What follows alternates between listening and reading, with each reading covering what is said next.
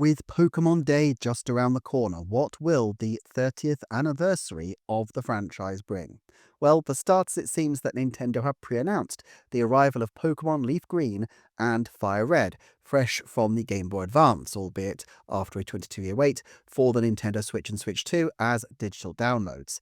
What's curious is that while there are a few Pokémon games on Nintendo Switch Online, the track record of mainline games being separated from the console remains. It may indeed never be in the Pokemon Company's interest to use Nintendo Switch Online as a vehicle for their generational games, given the potential money they're leaving on the table compared to selling them discreetly. But if they are ever to be included, you could bet that this will be following some kind of major increase in the cost of Nintendo Switch Online.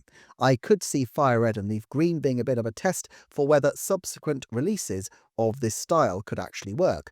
Heart Gold and Soul Silver and Omega Ruby and Alpha Sapphire would require a bit more work to bring over, given the double screen format of the originals, although with teams like Tantalus and Forever working on 3DS ports recently, Omega Ruby and Alpha Sapphire especially could, perhaps with a bit more work and a bit of lick of polish, be quite a nice addition for the Pokemon Company to their lineup, and a bit of a change from the full-on remakes, and a good way to mark anniversaries going forward. A quick word on one source of recent controversy: the prices. $20 is obviously a significantly steeper amount for the price on these titles compared to what they were offered for on Wii U not so long ago, but I think this is just a reflection that Nintendo is putting a premium on some of their key properties, specifically Mario, Pokemon, and probably increasingly Zelda as well.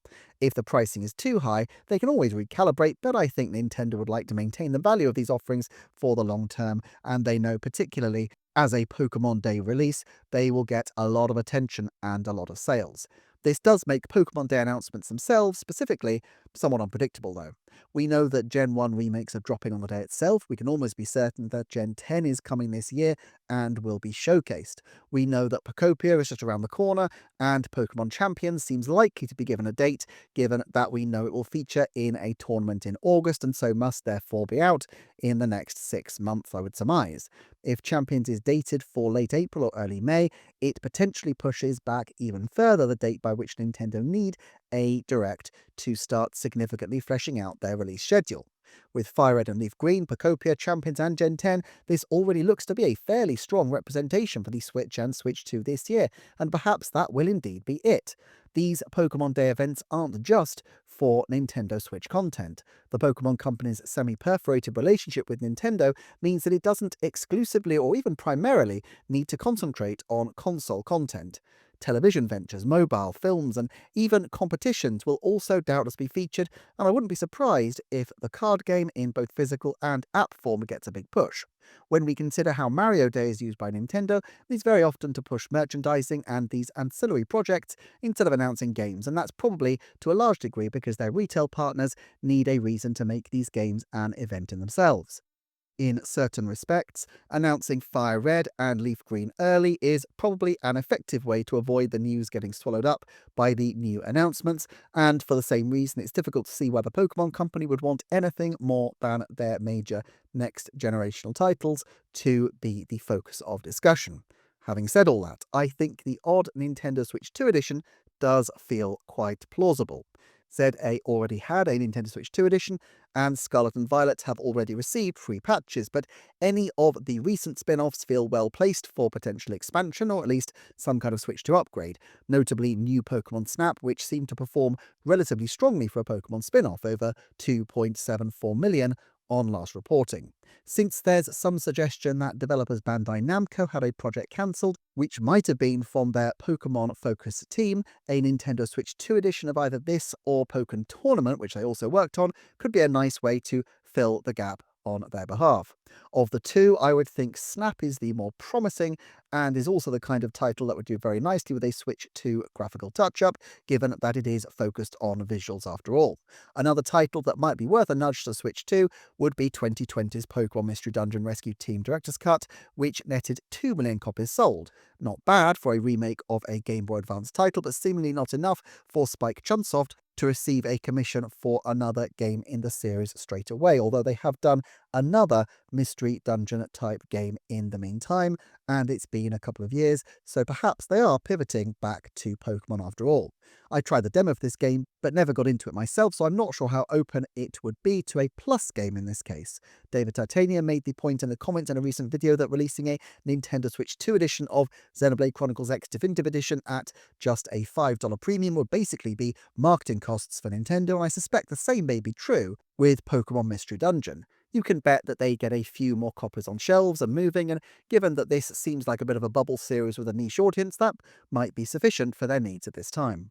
One title I can't imagine them redoing at this point is Let's Go Pikachu and Eevee, as it would be rather bizarre to have yet another Gen 1 variant pushed in the same year as Leaf Green and Fire Red, although I suppose stranger things have happened.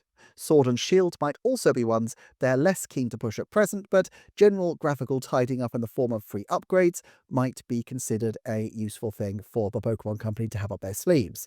Then there's Detective Pikachu Returns, which looked pretty ropey to start with, took developer Creatures an extremely long time to develop, and didn't seem to cross the million threshold in the first 6 months as far as I can tell, which must be quite disappointing for a Pokemon game, especially one that has had a previous film tie-in.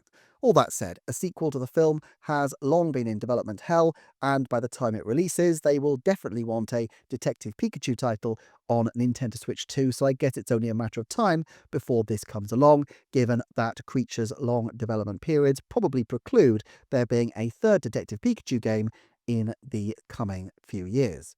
Then there are two plausible candidates for upgrading, the highly successful Pokémon Legends Arceus and Pokémon Brilliant Diamond and Shining Pearl.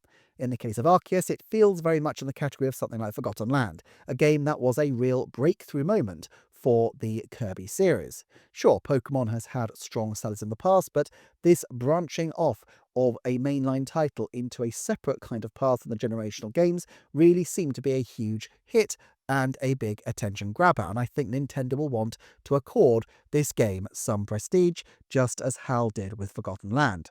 The only question is, would they want to do a Nintendo Switch 2 edition at this point, with a new generation around the corner and ZA still to sell? The fact is, though, they completely scooped Arceus originally by releasing Scarlet and Violet news only weeks after the game dropped. Pokemon is hugely popular in the best of times, but if there's ever a time to go hard, it's during a major anniversary, and I suspect Nintendo and the Pokemon Company will want this banner title of the Switch 2 in pride of place on Switch 2 shelves. My suspicion, therefore, is that a $20 upgrade pack for Arceus, launching sometime in the summer, might mark out the middle of the year, a little bit separate from the actual release date of Gen 10 this November. Of course, for Brilliant Diamond Shining Pearl, there's an even easier upgrade path because they could just release Pokemon Platinum in some kind of form as a Switch 2 game. The Pokemon Company haven't done a revised version of a game since 2017's Ultra Sun and Ultra Moon, and with DLC being the new way that they're going, it might not be so well received, but again, the anniversary might cover a multitude of sins. Now, I tried to put forecasts to things, and I'm not particularly good, it has to be said, with regard to Pokemon forecasts, but let's give it a go. 90% there will be a Pokemon Presents on Pokemon Day. 90% Gen 10 Pokemon will be announced in it. 70% Pokemon Champions will receive a release window or date. 70% there will be at least one game given Nintendo Switch 2 features, if not a full Nintendo Switch 2 edition. 70% Gen 10 Pokemon will be dated to the late 2026 window. 70% the card game or app of the card game will be mentioned. 50% there will be a new game or app announced besides Gen 10. 50% there will be a paid DLC or full Nintendo Switch 2 edition announced during the presentation. 30% Pokemon Legends Arceus will get some kind of Nintendo Switch 2 upgrade.